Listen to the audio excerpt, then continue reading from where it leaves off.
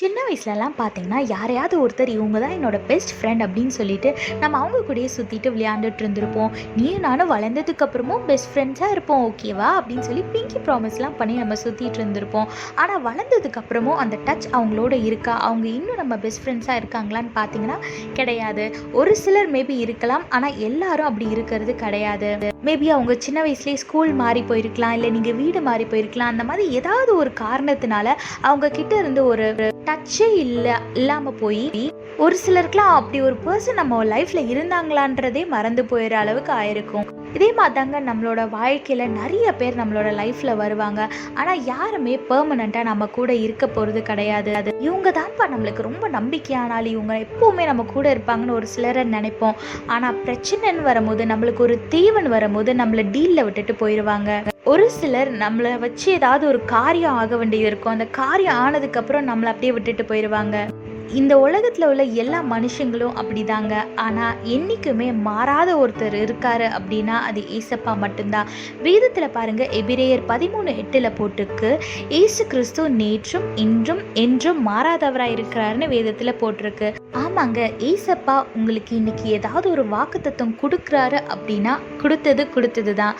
அது எப்படினாலும் ஏசப்பா உங்களோட வாழ்க்கையில் நிறைவேற்றுவார். அது இப்போ வரைக்கும் நிறைவேறலையே, இத்தனை வருஷம் ஆயிடுச்சு அப்படின்னு நீங்கள் புலம்புறீங்க அப்படின்னா இன்னும் நீங்கள் அதுக்கு தயாராகலை. தேவன் அதுக்குன்னு குறித்த நேரம் இன்னும் வரலன்னு அர்த்தமே தவிர அவர் உங்களை மறந்துட்டாரு, இல்லை சொன்ன வாக்கை வாபஸ் வாங்கிட்டாருன்னா கிடையவே கிடையாது.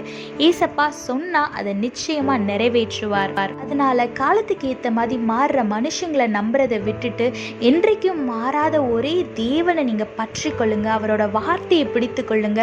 டெய்லி அதை கன்ஃபஸ் பண்ணி அவரோட சமூகத்தில் உட்கார்ந்து அவரை ஸ்தோத்தரித்து கொண்டே இருங்க. உங்களோட வாழ்க்கை நிச்சயமா ஆசீர்வாதமா இருக்கும். ஏசப்பா எல்லார விடையும் உங்களை உயர்த்தி வைப்பார்.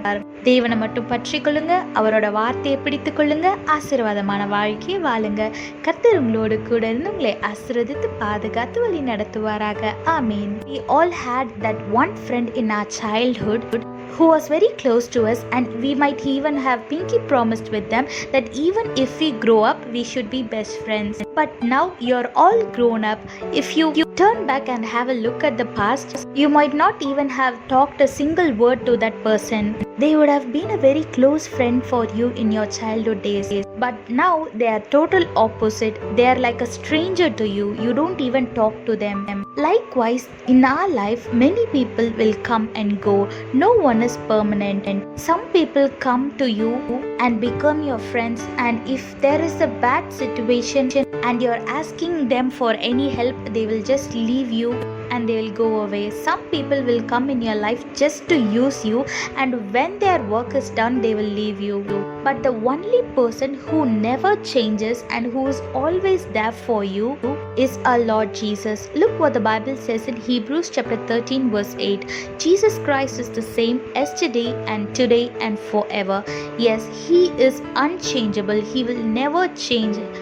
If he has given a promise to you, he will definitely make that promise to happen. You might think it has been years and nothing that God has promised has happened in my life. But don't worry, that means you're not ready, you're not prepared, or it is not just his time. When his time comes, he will definitely make that promise to happen in your life.